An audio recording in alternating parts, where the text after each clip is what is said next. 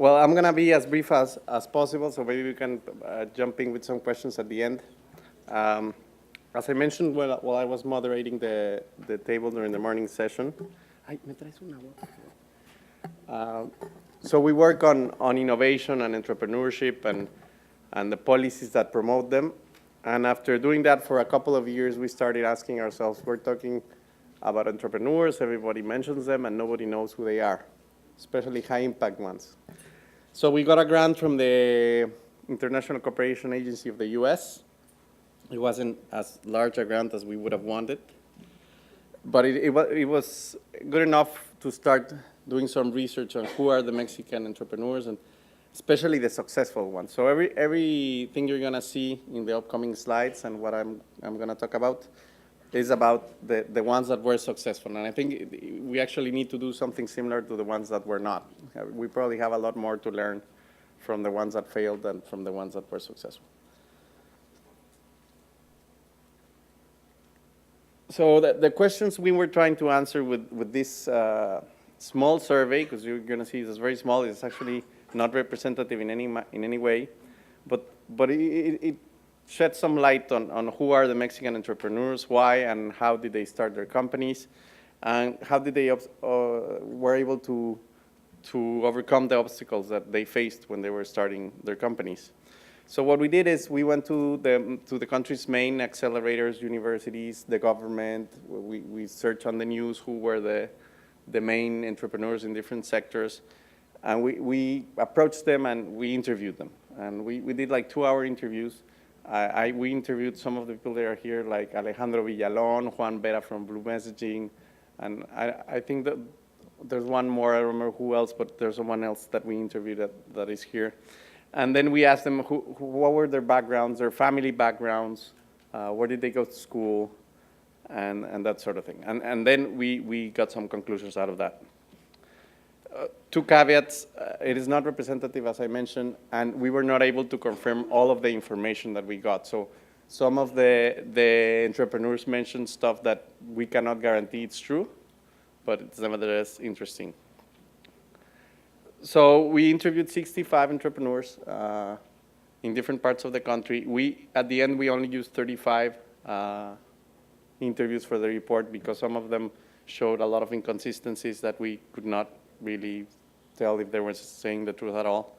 In different sectors, mostly IT, green tech, a lot of green tech going on in Mexico, food industry, and many others, but that are probably one case per entrepreneur.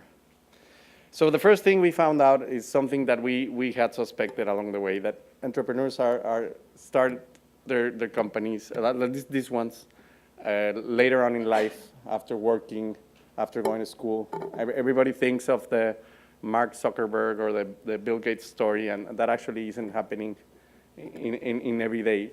No? So most of entrepreneurs started their companies between 30 and 40 years old. The oldest guy started at 55. Actually, in the auto industry, he's doing very well. And the youngest one on a video game company at 18. In the case of Mexico, and this is very, very interesting to us, most, if not all of them, were from private schools, either private high schools or private universities. Actually, a high majority on private universities. And that says a lot about the system in Mexico. It says a lot about not only the education system itself, but about how the mobility, that the social mobility that certain classes can have in Mexico, where only if you go to a private university, you may be able to innovate, to start your own company. So that's 2 of the things. And that goes against many of the things that are happening in the policy arena, because a lot of the resources that government's spending on promoting entrepreneurship is going to incubators at the undergrad level. We have 500 incubators. I don't believe any of them are working at all. But still, as I mentioned, we are a policy think tank, so everything we do has that focus as well. What were they doing before they started their companies? Most of them, as you can see, were employees in one way or another. I mean, you can find the future high-impact entrepreneur in any company, in the government. They're not these garage-type entrepreneurs. I'm sure that's changing with the growth of the IT industry, but at least in the ones that we interviewed and we surveyed here in Mexico, they're mostly employees. We've seen these results very similar in the US and in Chile, which both of them had. The Kaufman Foundation actually published, I think last year, a report that has very similar results, although they did have like 300 interviews. And as you can see, even public servants or bureaucrats can do interesting stuff. 51% of them, so 51% innovated in something that's completely different to what they were doing, that had nothing to do with their day-to-day activities. Two of them here, I mentioned two of them. One is Metros Cúbicos. I know someone, yeah, I think you work for them, and the other one's Frecuencia 122.1, which is a company that is actually doing flight simulators for Boeing here in Mexico, and starting as a radio control hobby thing.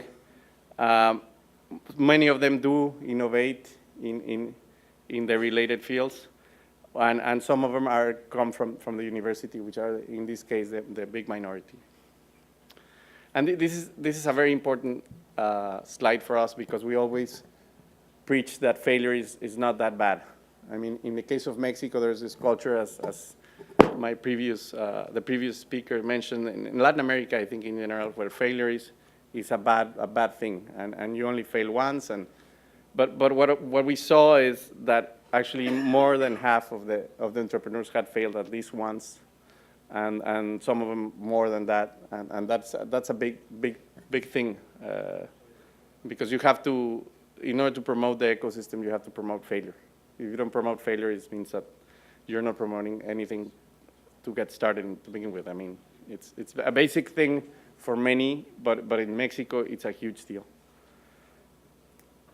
A lot of them do R&D, although they may be small. Many of them have their own R&D departments. I mean, this was a big question when we did the study, because many of them are not formal R&D departments, but they do some sort of research and development, which is interesting. There is a lot of collaboration, although informally, with the academic sector. Mexico, as I mentioned in the morning, doesn't have this Bayh-Dole Act, which makes it possible to collaborate with public institutions, where most of the high-level research is being done in Mexico, but they cannot profit from it, so it's a huge thing. And many of them collaborate abroad, which is also, I believe, an interesting thing. As you can imagine, the main challenge they faced is access to capital, and mostly it gets solved by their own savings and by government grants, because of the lack of a private capital industry or access to finance in general. That's a quote that's very popular in Mexico. It's probably popular a lot of places, but I just want to mention. And finally, as I mentioned at the beginning, we need to do a lot more research. We don't know really a lot of what's happening. There's a lot of information out there, but nobody is analyzing it. Especially, we need to find out about the ones that are failing. I mean, those are the big lessons, I think. We have to find out about the ones that fail.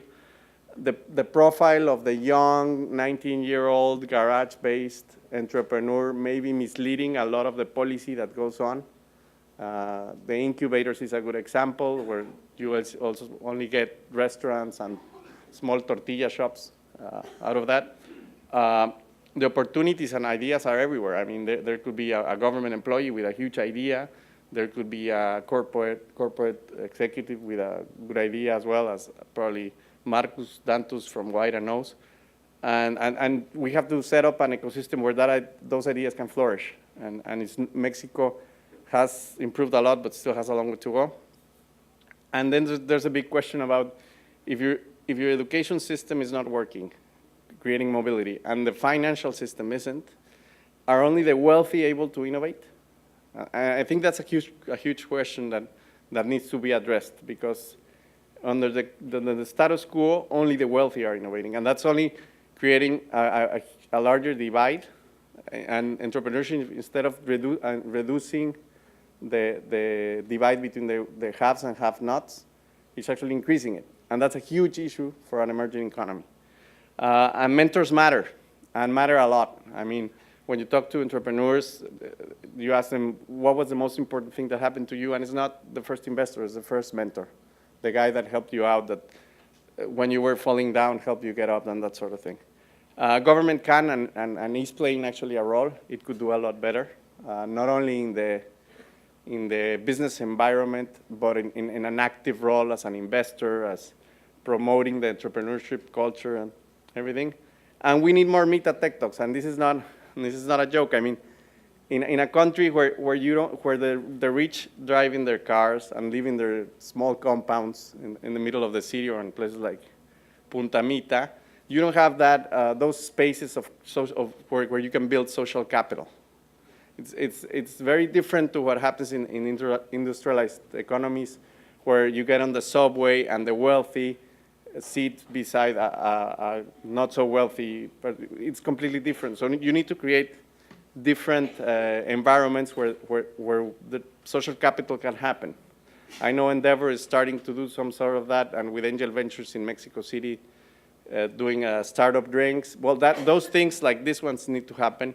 Maybe not in Punta Mita, because not many people can come here, but we need more spaces like that, and the government and the private sector have to promote those spaces. That's basically it. If you have any more questions, please let me know.